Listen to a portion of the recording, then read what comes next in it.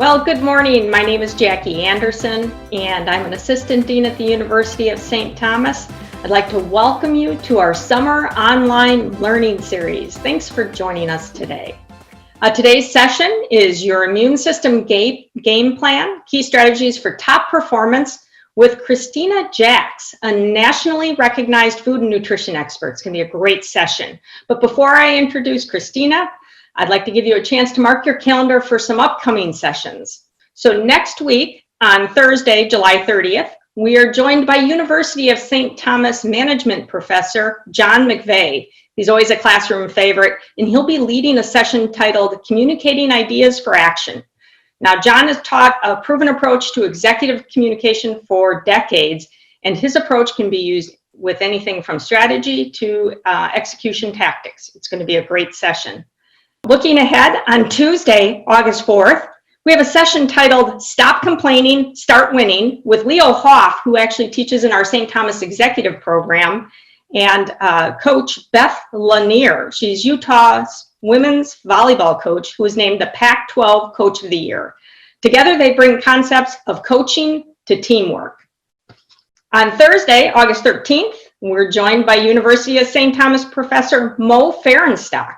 He's going to lead a session based on Brené Brown's work on leadership, courage, and vulnerability. Mo is actually one of a select group of faculty that are able to teach formally Brené's topics. Then on Wednesday, August 19th, Dr. Andrea Molberg will be joining us. She's a former St. Thomas professor, and she'll be talking about conflict with her recently published book, Emergency Kit for Finding Common Ground: Helping Americans Get Along. A very timely session. And then finally, the capstone event for our summer online learning series. On Thursday, August 27th, we have Don McPherson, who will be talking about 12 trends of living and working. Now, Don was formerly the president at Modern Survey, is currently the executive director at Think to Perform, and he is also the brains behind the 12 Geniuses podcast. His insights for the future will allow us to look forward as we wrap up a great summer online learning series. So I hope participating in this weekly event has given you some great professional development. If you're looking for more comprehensive development, check out our website. In July and August, we are offering a 15% discount. Might be the perfect time to tune up some skills. So with that, let's turn to today. Our plan for today, I'm going to introduce Christina here in a moment, and she'll spend about 40 or 45 minutes talking on the topic of your immune system game plan. Now, please feel free to use the chat feature to ask any questions at any point during the presentation. We will try to save the majority of the questions for the end, but address them to all panelists. Now, if you have any difficulty or you need to step away for any reason, please know the session is being recorded, and as always, we'll be sending out a link within 2 days after the session. So with that, it is my pleasure to introduce Christina Jax. Christina is an adjunct faculty here at St. Thomas, teaching in both the degree and non-degree offerings. Christina is a nationally recognized food and nutrition expert and a brand strategist, having worked with companies such as Google, UHG, General Mills, Kind, to name a few.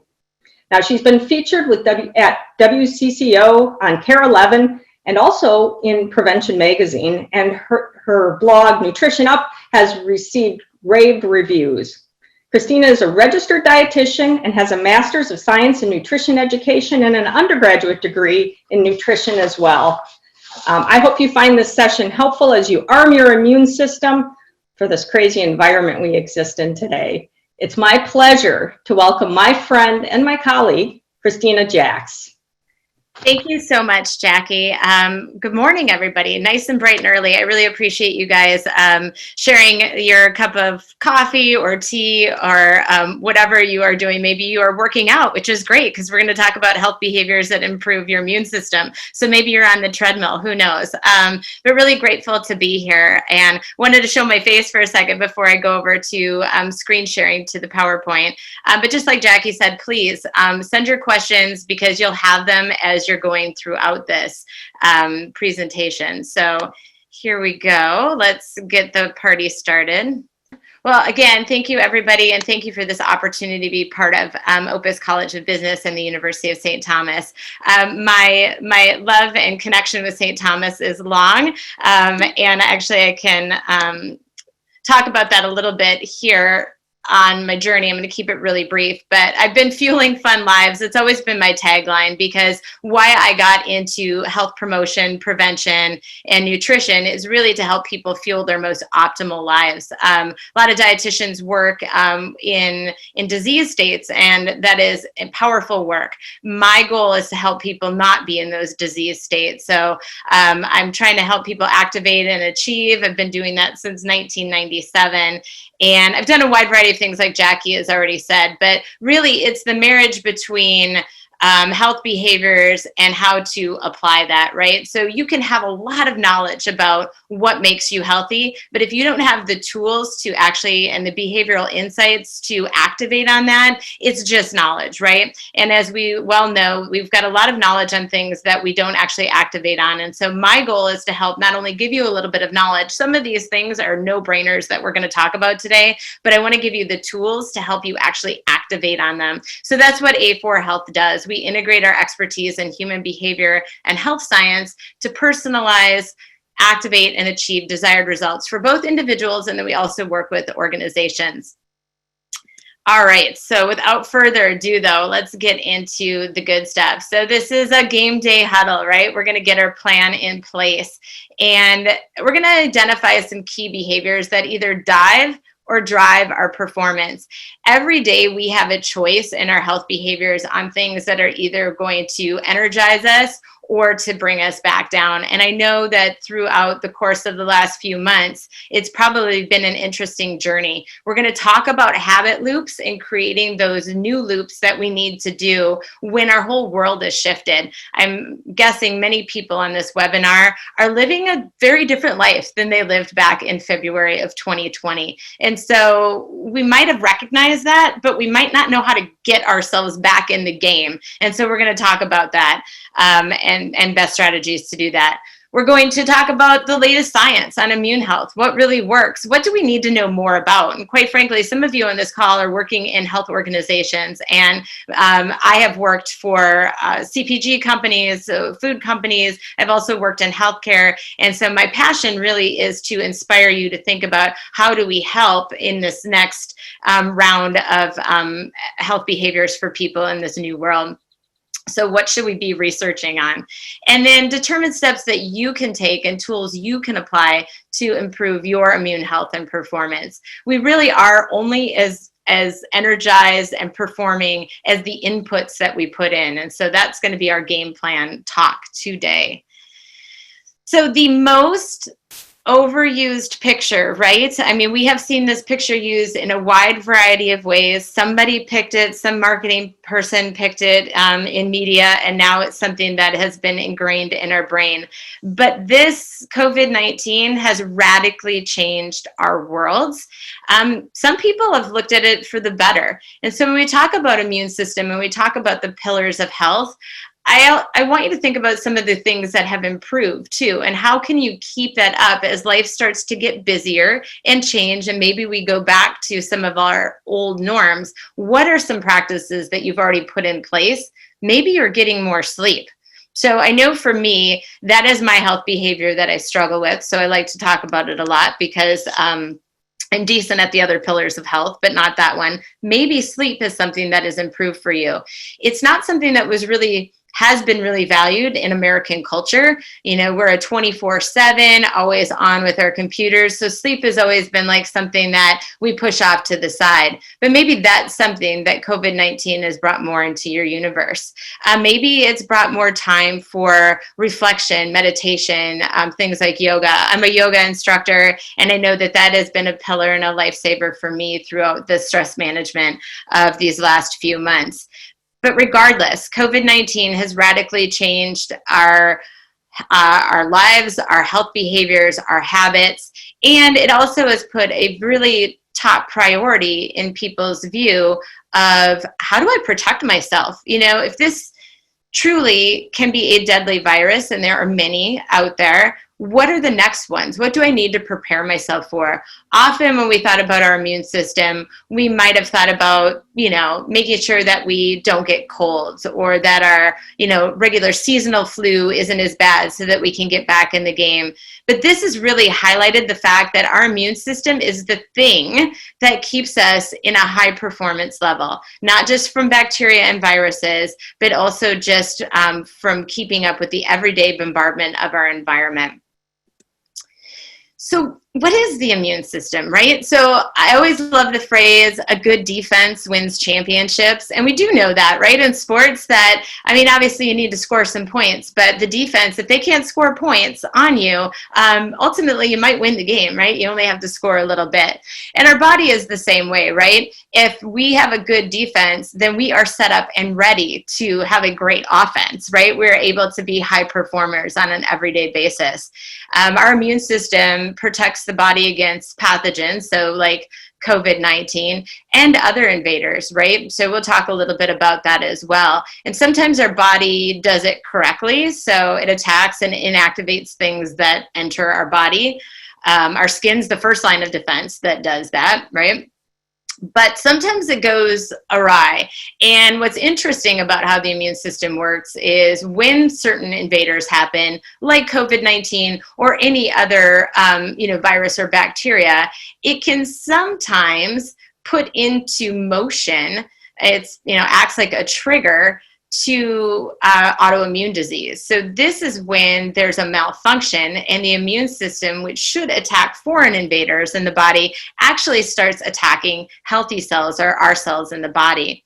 As a dietitian, I talk about this quite a bit when we talk about food allergies and sensitivities. This is definitely when the body is misdirected at looking at a food product that should be acceptable to the body, like egg protein or peanut protein or gluten, and instead of looking at it as a friend, it absolutely looks at it as a foe and does that same cascade of attacking that it would if it was a virus or a bacteria. So we'll talk a little bit about this. The immune system needs to be that delicate balance of fight or flight.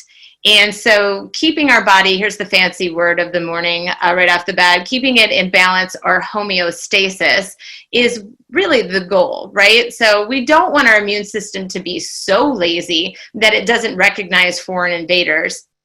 But we also don't want it to be so hyperactive that it switches and turns on ourselves. So when we talk about what makes a good immune system, remember that it's about being in balance. And that's not always easy to do in a busy life, how to keep ourselves in balance.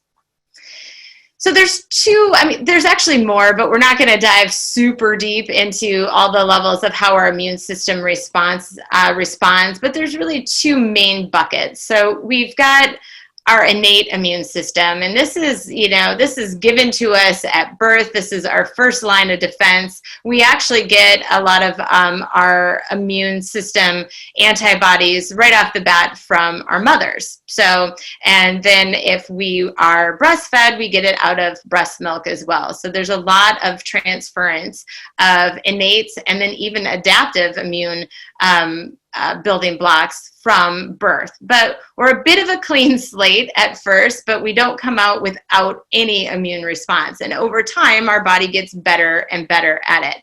And so the innate is our first line of defense. It doesn't really discriminate too much.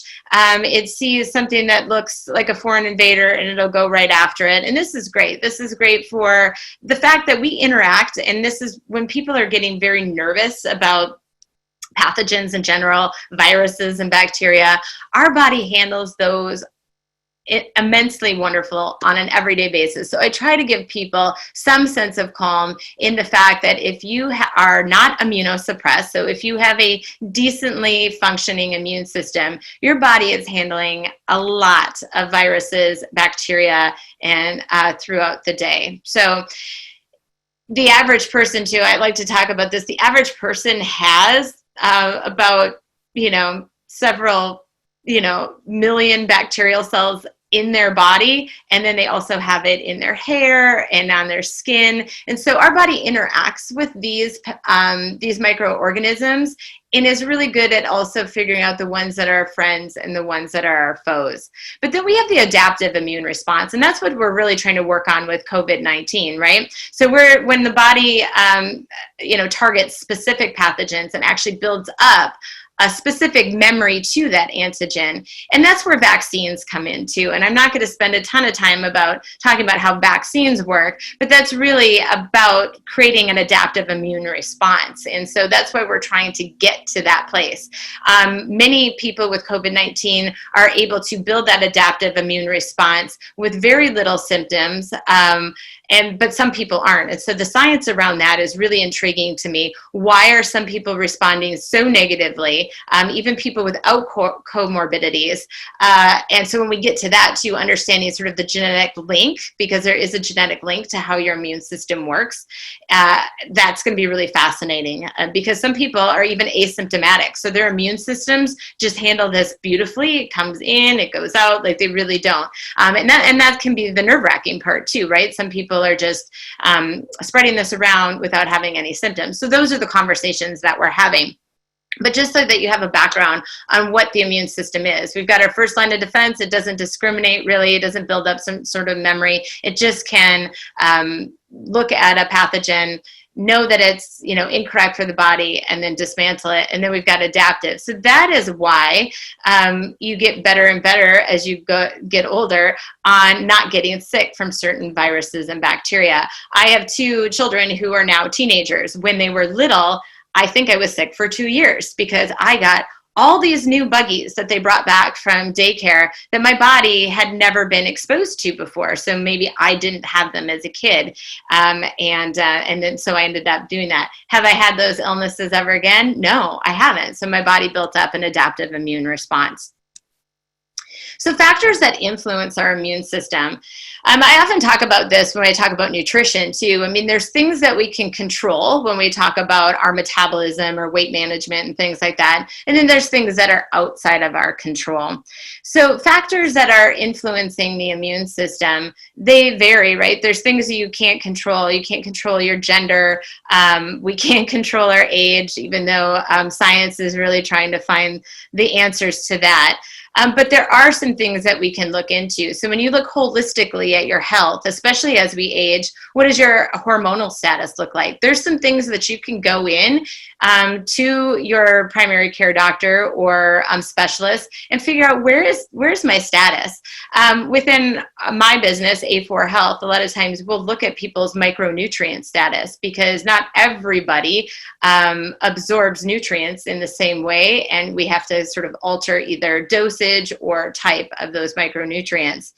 Obesity, as we know, the immune system is highly affected by that, and there's a diminishing effect of our immune system because of the inflammatory response of obesity. So when we look at the comorbidities that are really affecting COVID-19, and quite frankly, any other illness, a lot of it has to do with lifestyle activities. And so we're trying to really isolate what is that impact and how do we mitigate that? You can do this individually, but we can also do this collectively. Obviously, I'm really passionate as a registered dietitian on collectively addressing our food system and how we enable people to make better eating choices. I do know that the research is showing, early research out, that, and maybe there's some giggles and laughs in the crowd right now about alcohol consumption. We do know that some of the negative health behaviors, because this has been a real challenge and a big shift in life, that some of the negative health behaviors, whether it's alcohol, smoking, drugs, has definitely increased over the course of the last few months. And that definitely has a diminishing effect on the immune system. But we're going to spend a good amount of time talking about the things that we can control. We really can control our nutrient status. We can look at how we integrate more activity and exercise and stress and management into our lives. What we can't control is how fast the vaccine is created. We can talk about our exposure a little bit. And I know everyone's favorite topic right now is to wear a mask or not to wear a mask. But one of the reasons behind that is to limit exposure, right? Either for yourself or for others. But personal hygiene in general, that's a no-brainer. It's a super easy one. I used to teach food safety years ago. And one of the things that I was like, it's so easy, people, just wash your hands. Like the number one way to decrease food safety issues is to wash your hands and have good personal hygiene. But as you look at this, one interesting note on immune system, and we're finding out with COVID just because the research is more intense there, but there's other past research that shows that women's immune systems tend to be a little better at fighting viruses such as COVID-19 and other pathogens that are out there. So there's a heightened alert. Some people are investigating, is this a protective effect due to women being childbearers, right? And so making sure that that is helpful for both her and also the baby. But an interesting note there. Obviously, as we age, our immune system gets taxed and decreases as well. Okay, we have our first polling question. So if you've stepped away for coffee or something like this, this is your time to shine. I'd love to know what health behavior has been your biggest challenge during this pandemic. Obviously, we don't see who's individually picking this. We just see the numbers there. So take some time and figure out what has been. Has it been proper high quality sleep, adequate exercise and fitness, healthy eating and nutrition, stress management, or avoiding alcohol, smoking, and drugs? And I think we've got our, yeah, here we go. All right, stress management and eating healthy are top. Actually, it's, you know, the big three. And I am going to talk about sleep a little bit, but for the most part, you guys have really hit it on what the biggest challenges have been. I'm encouraged in the fact that my background is healthy eating and nutrition. I'm hardcore. So I'm encouraged in the fact that hopefully I'll support some good learnings for you guys to change some of those health behaviors. But really interesting, and we'll definitely hit on these subjects going forward. So since it was number 2 in the voting here, it's actually been number 1 overall. So according to the Society for Human Resource Management survey, the top employee health concern related to the pandemic has been mental and emotional well-being. And that's not a surprise. It literally, our worlds got shifted and are constantly shifting every day with new mandates, new requirements. Do I bring a mask here? Do I not? Do I give a hug or not? Do I see that person? And then how to telecommute, how to keep involved in my business while the children or the dogs or whatever are running around. And so our mental and emotional well-being could be impacted by our workload too, either lack of a job or a lot of extra work being put on our plate. So there's so many factors that are affecting this because we've never had to live quite like this before. So these externalities are affecting our health, and they're definitely mental and emotional well-being has a trickle-down effect on really how our immune system functions. And even when we don't think about it. So that's the interesting part about mental and emotional well-being. It's tricky. You know, we often talk about high blood pressure being the silent killer because you don't feel the symptoms of high blood pressure until it's almost too late, or in some cases it is. And so that's why we call it silent. But I would also say that mental and emotional well-being can cause that inner tension that creates the fight and flight response in our body that over exceeds what our immune system wants and handles. It does not keep that homeostasis. So stress management, mental and emotional well-being. So if this is you, I can understand and I'm with you, but this is also helpful for you, for those of you who are leading teams, right? To understand what can we put in motion, what can I activate on and be empathetic on with my team so that we can all get into a better place so that our immune systems are functioning well, but that we're holistically feeling well too. So already we have our second polling question. We only have 3 today, but we got a back-to-back here. So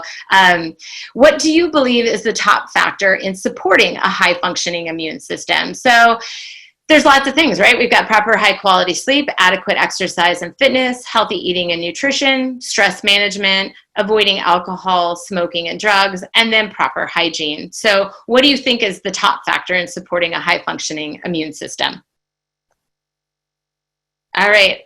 You guys, you don't have to be brown nosers. You're awesome. I love you that you put the healthy eating and nutrition. I don't know if it was because I was a dietitian, but I love it anyway. I think this is great. So proper sleep, that's really awesome. And I'm going to talk about that too. And then stress management. Yeah, it's really interesting. Our immune system needs a little bit of interaction, obviously, with the buggies that are out there, the viruses and the bacteria. So proper hygiene is this delicate balance. It's going to be an interesting thing in science to watch how much disinfecting we're doing as far as mitigating COVID-19, but what effect that's going to have on other bacteria and viruses that our body probably should interact with. So as a scientist, I'm thinking this is going to be a really interesting endeavor to see, kind of what's the next thing that our immune system has to deal with.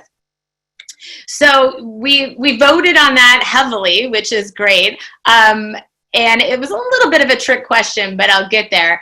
This was a very recent, you guys can see it's July 19th, that this is actually from the Boston Globe, put out this article on their editorial board saying that healthy diet should be a top national priority.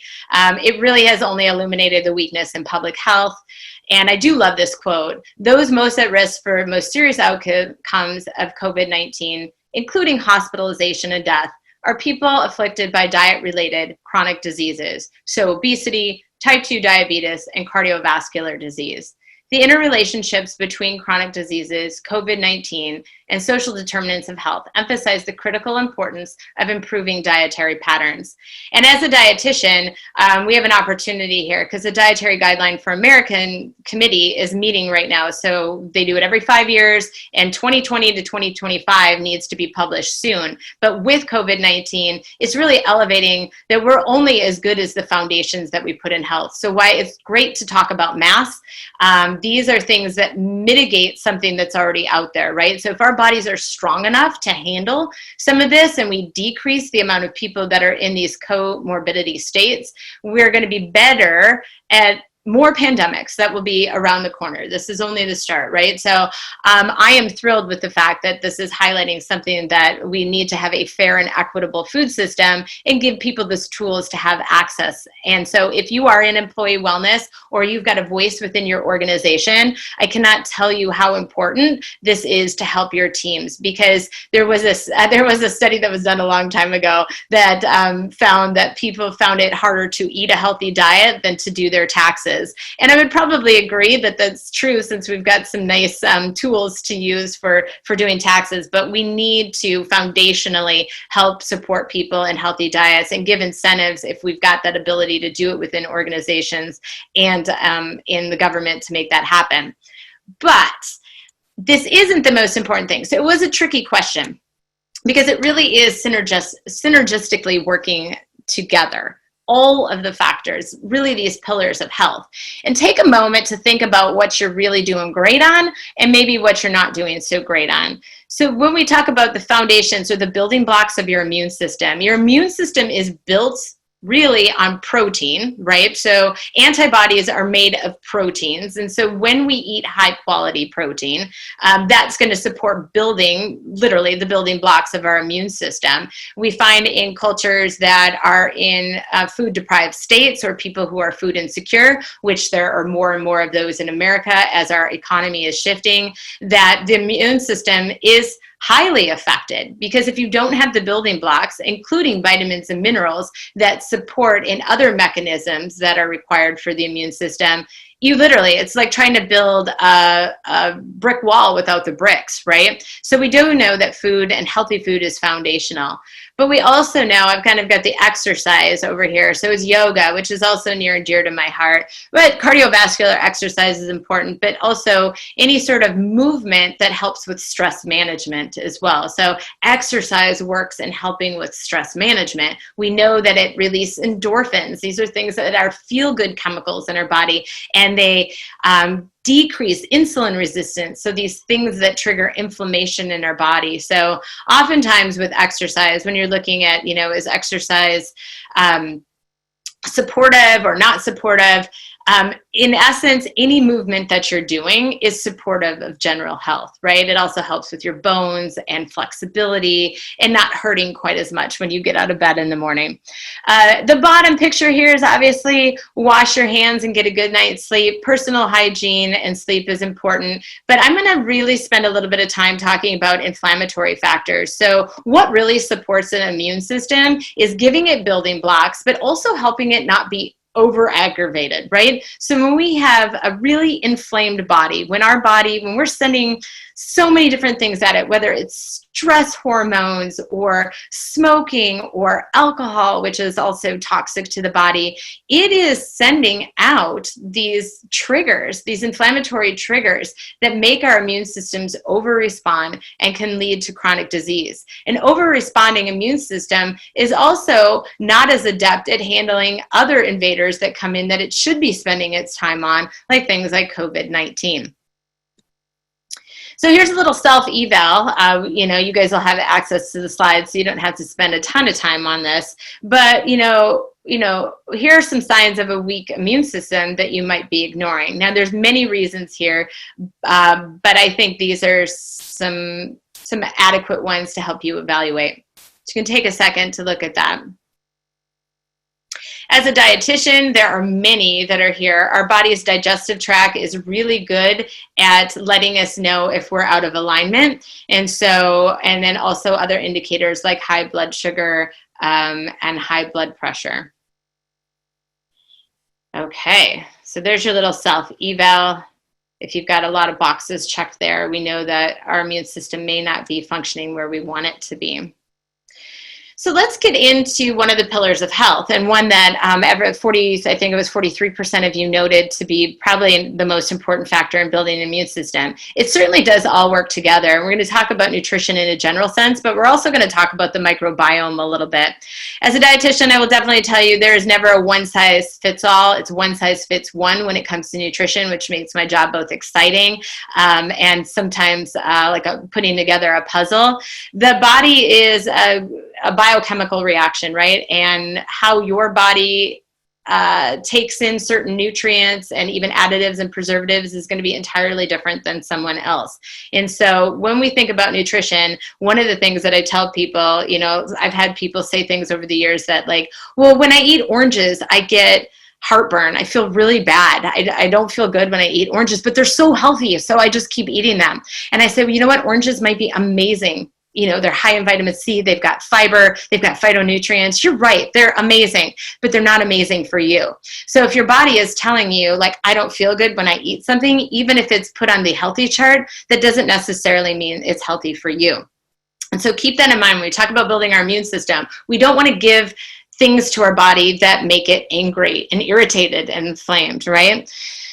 The building blocks really of our immune cells, as I said before, are protein. So having high quality lean protein in our diet is important. It is not the most important nutrient, even though it's had a halo put over its head over the last few years. I love it when people eat real natural protein, not the protein that you're getting in a lot of powders. Now, I work with athletes in A4 Health. We work in sports and performance as well. And there are times that you're going to need protein powders, absolutely. But it is really great whether you are eating plant-based proteins or animal proteins that you're focusing on getting some high quality protein in your diet from natural sources.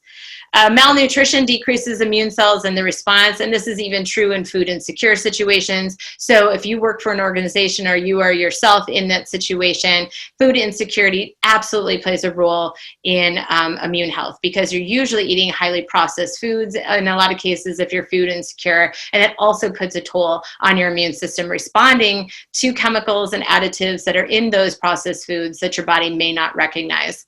So when you talk about key micronutrients that support immune health, magnesium, iron, zinc, A, D, C, E, B6, and folate are sort of the powerhouses of those micronutrients. And I'll have time for questions on that too. So if people have specific questions around micronutrients, let me know. Holistically, eating a whole foods, mostly plant-based diet is going to help you get there. on some of these micronutrients, but our diets aren't always perfect. So sometimes supplements really do have a place to help support optimal health. And then there's hydration. I can't tell you how important, like if you are thinking about anything to change your health that is simple, drinking more water. I literally like start there with people all the time, because especially any sort of performance, whether it's cognitive, so our thinking performance, or our athletic performance, the foundation of that is water. Our bodies are mostly water. Our muscles are definitely mostly water. So there's lots of studies that show that high performers are well hydrated performers. And yes, we have more trips to the restroom when we're well hydrated, but luckily most of us are working from home now, so we have more access to that as well.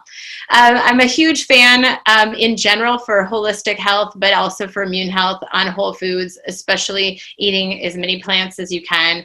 Fiber, which we'll talk about the microbiome in a second, is foundational for feeding good bacteria. And then phytonutrients, which are these antioxidant compounds found in plant-based foods that you can't get anywhere else. And so eating a wide variety of plants and from whole food sources is going to be those building blocks that you need for good nutrition and immune health. This is a toughie. It's definitely a toughie as we have transitioned into COVID time. I think people are trying to evaluate their levels of caffeine, alcohol, sugar, and processed foods. I know one of the things that I always like to be a transparent dietitian. I know one of the things that I have had to focus on is I don't need a glass of wine every night. I really don't. I do, I can look at it as my favorite fruit. It is a fermented fruit, but at the end of the day, that has diminishing returns on health too, even when we look at alcohol in moderation.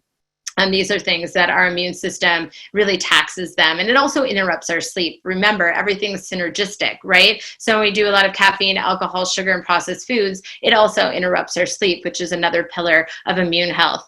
And then right size your portions. It's hard, especially if you are working from home, to sort of get in that mindset again.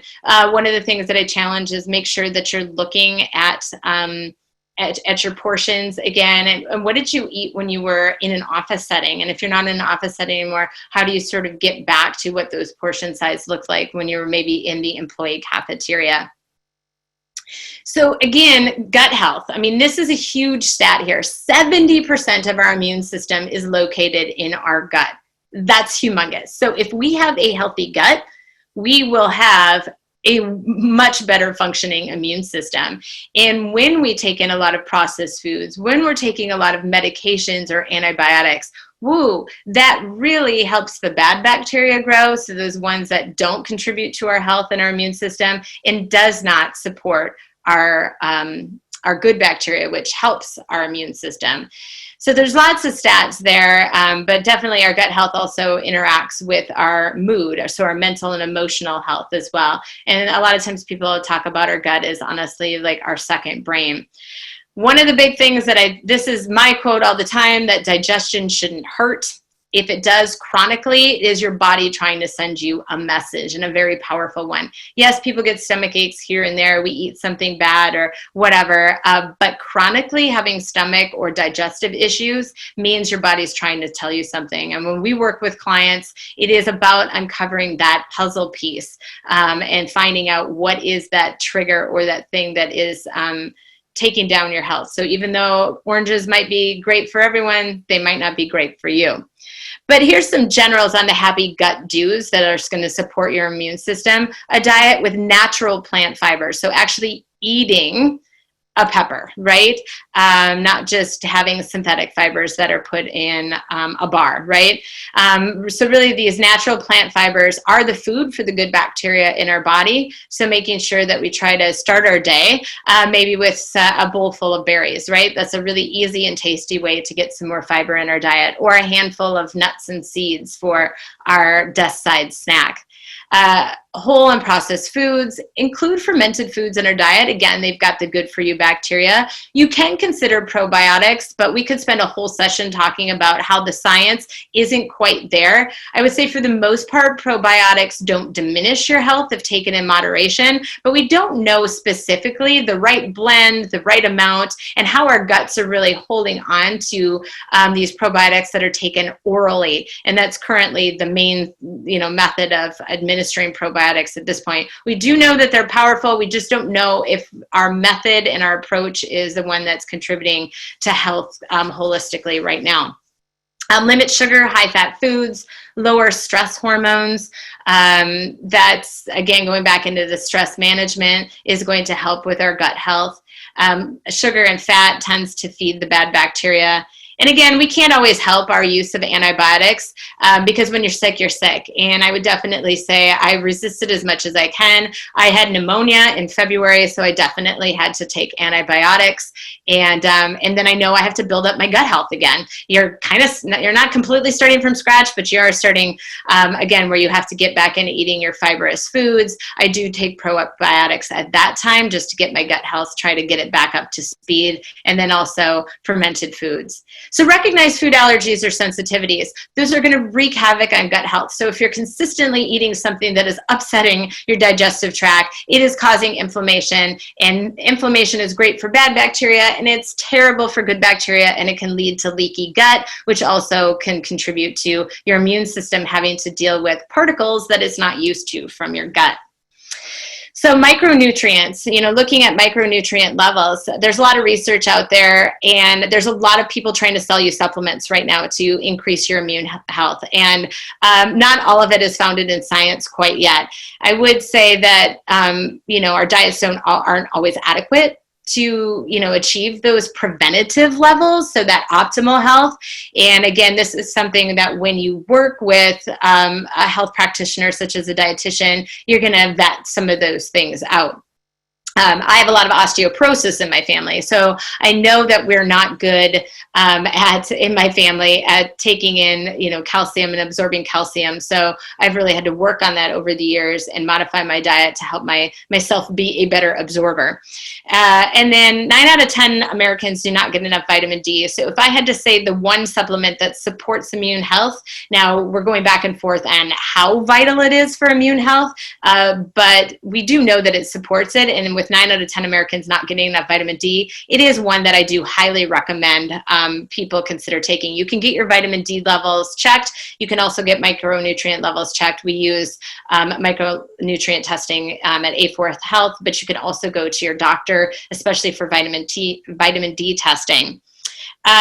Definitely don't take high doses of anything. Again, that's going to wreak havoc the other way on your body, and your body is going to have to deal with excess, and that can cause inflammation. Food is always best, but supplementation might be needed. I love this pretty picture. If you're hungry because you didn't eat breakfast yet, maybe this is going to inspire you. So game day food plan. When we look at what is immune boosting, here are some beautiful pictures that show whole foods with lean protein, plant protein, fiber.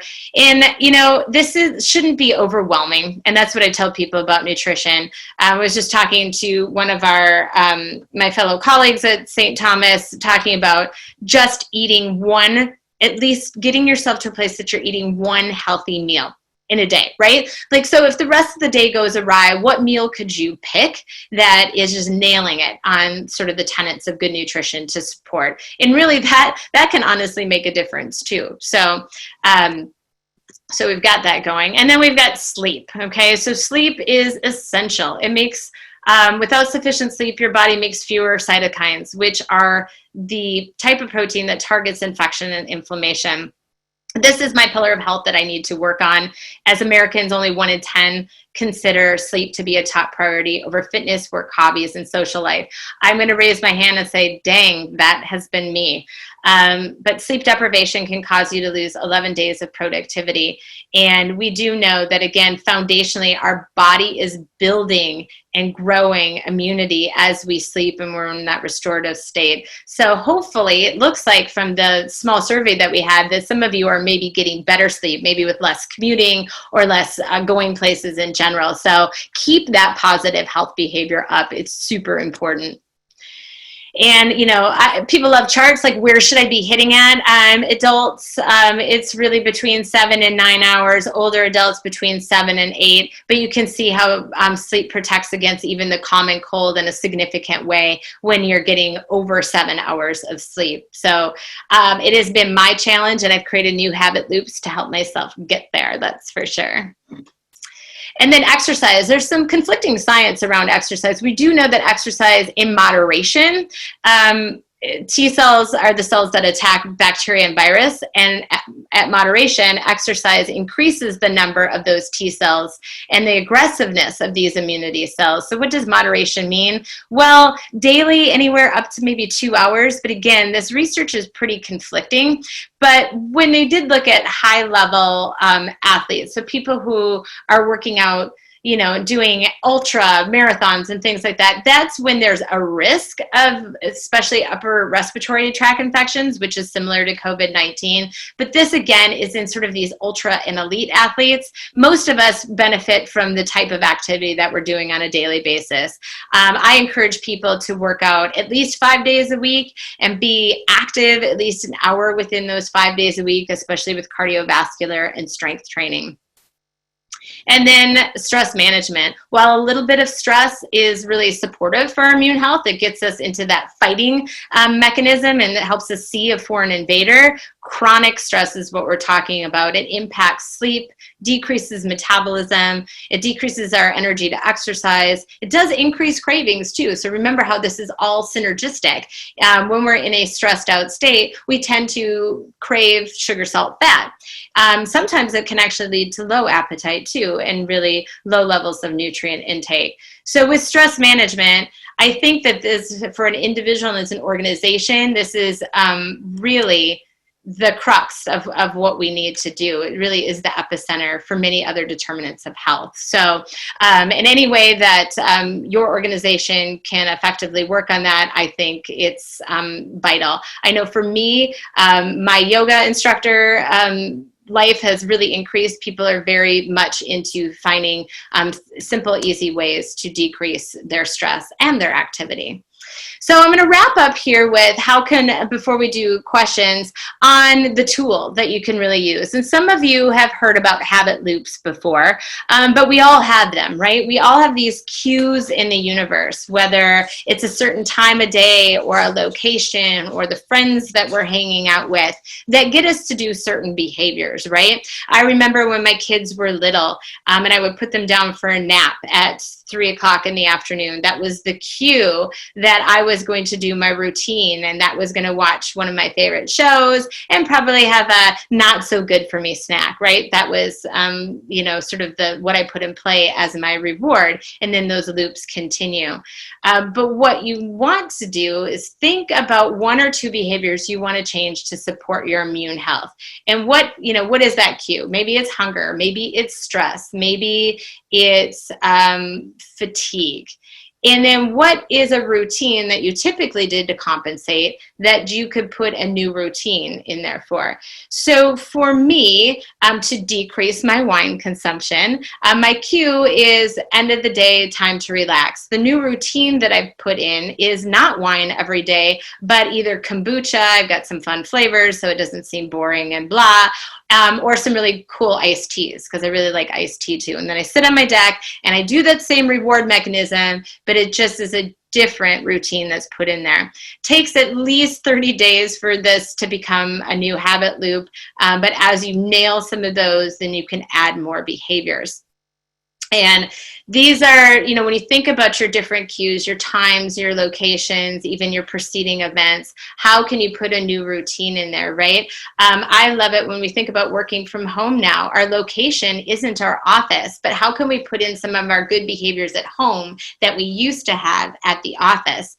And an interesting one, though, on cue number 5 is talking about other people. And I think this is very interesting. A study from the New England Journal of Medicine found that if your friend becomes overweight, then you're at risk of being overweight by 57%. And we use this a lot in support in nutrition, right? So the more healthy behaviors we do as a group, the more power there is in that. But there's a quote too that says you're the average of the 5 people that you spend the most time with. So this is why I really encourage people when they're thinking about their habits to either be the leader of the new habit and create a support group around that cue of other people helping drive better behaviors and routines, or finding groups that are following those healthy behaviors that you want to integrate into your life. All right, so here's our final polling question before we get to other questions.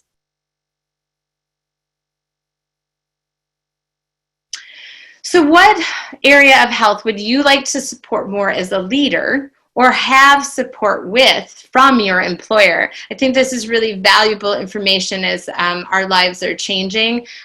What do you want help with, or what do you as a leader want to support? Because you see those needs on your team. Stress management. Yep, awesome. As we know, it's kind of the epicenter too, right? Everything trickles down from there. And that also is in line with the other surveys that are out there from human resource organizations. So that is awesome to acknowledge and to understand. And then we'll go to the next slide here. Here's some resources that can help with that too. So A4 Health, my organization, works in that realm. Spindle is a great friend of mine and a St. Thomas colleague who has a sleep organization that helps with sleep behaviors and stress management, so you can check into that. If you've never read The Power of Habit, I highly recommend it. Again, we're only as strong as our habit loops, so we can understand and have knowledge of a health behavior, but until we activate on it, it's only knowledge, right? And then near and far is some colleagues that I worked with back in my Google days. They're out of the Bay Area and Stanford, but they work in behavioral sciences related to a wide variety of things, but stress management being one of those as well. So those are some good resources to take forward. All right, and I would like to open it up for some questions before our time is up today. Super. First of all, thank you, Christina. Great presentation, and as you can imagine, the chat has blown up. So I'm going to try to get through as many of these questions as I can. The first one, which I think will benefit everyone, it comes from a high school teacher who'll be going back to school in some form or fashion in about a month. What can I do to shield myself from the germs all around me, including flu and COVID-19? Yes, and thank you, teacher, for being the essential worker, because literally I know that's beyond mass. It's going back to school, and I know everybody feels pressure in a wide variety of ways, so thank you for that. I would say I'm not going to talk about the mask issue because that'll be determined by politicians and other health practitioners, but I would say foundationally, talking to your administration about having adequate time, because I know the stress of being a teacher, there needs to be adequate time for you guys to nourish yourselves properly. So at work, making sure that there is adequate time for teachers to eat real meals, not just snacks and not just flying through, because I know prep hours aren't really prep hours a lot. And so I think that needs to be a topic of conversation. Especially if you are in the workplace building. I would also say, as much as possible, really focusing on sleep, right? And maximizing that and having that conversation with administration too, because there's so much pressure about answering emails at all times of the day of your students and just being on. But foundationally for your guys' health, that you're only going to be as strong in schools as the health of the population. So really having those conversations up front, that's foundational, because it is. And so making sure that that's also acceptable by administration. Great, thank you for that. I have a bucket of questions around just proactive things. So please comment on how to choose a quality multi-volume vitamin. Are drugstore brands as good as higher cost brands? And along that, there's another question around where does vitamin D come from naturally? So those two things in the same realm. Yeah, so vitamin D comes naturally. Well, yeah, you're like 9 out of 10 aren't getting enough. Well, here's why. Because our main source of vitamin D, they actually categorize it as a vitamin because it's not really, it's a hormone. Anyway, but so vitamin D actually is created on your skin from sunlight.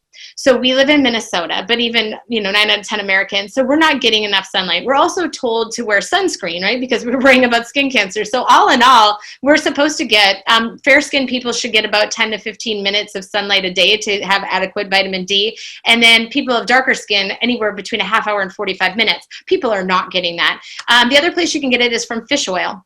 And so if you're not eating a lot of fatty fish every day, that's another source. And also dairy products. So some people don't do well with dairy, so they're not eating a lot of that. I do recommend that most people then, because of that, take a vitamin D supplement.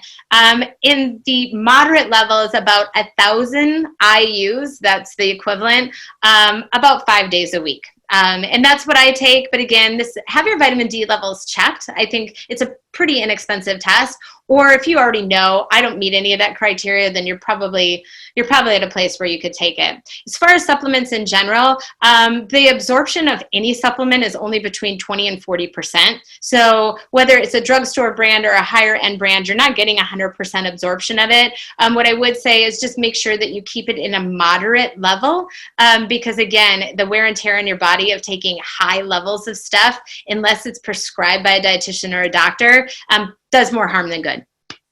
Okay. And on the multivitamins, is the higher cost brand better than what you can get in just the average drugstore? The only, their absorption it depends on the brand, can be a little higher, but really even the best brands are only at about 40% absorption. The one thing that I do say to people on a little bit of, higher end brands is that they tend to use the right kind of a form of that vitamin, right? So one is like vitamin E. There's one that's absorbed well and there's one that's not absorbed well. So some of the cheaper brands tend to use the ones that aren't absorbed well. Well, that's not going to do us no good. So I would say oftentimes it is worth it to just do a little more expensive. Okay. All right. And like I said, we're going to run out of time, but there are 2 questions around how do I determine if I have food tolerances, and how do I determine if I absorb nutrients correctly? Yeah, these are great questions. So there's different ways you can do. My organization does testing on that, so you can get pretty specific on it, but you can also do this sort of at home. How I knew that I didn't do well with grapes is every time I ate grapes, I felt horrific. When I stopped eating grapes, I felt better, right? So you start to do a food journal and you try to think about, when I eat something, do I feel this way? The problem is that we mix up our foods a lot, right? So you really do have to isolate. And there are food elimination diets that you can Google and look up. It is helpful to work along with a health professional to determine that at some point. But you probably know, if you're asking that question, you probably have something that's not making you feel super great. And then there was a follow-up question on the food intolerances. What was that? It was if you're gluten or you're not absorbing. So it sounds great. And I would tell you that if you are in a chronic digestive inflammation and you can feel it, and your bowel movements are not normal, I can guarantee you, I know, of course, I'm a dietitian, we were going to get there at some point, but if they aren't normal, it is a sign that you probably are having some level of malabsorption. All right, then the last punchline. What's the one thing I should be thinking about with my immune system if I could do one thing?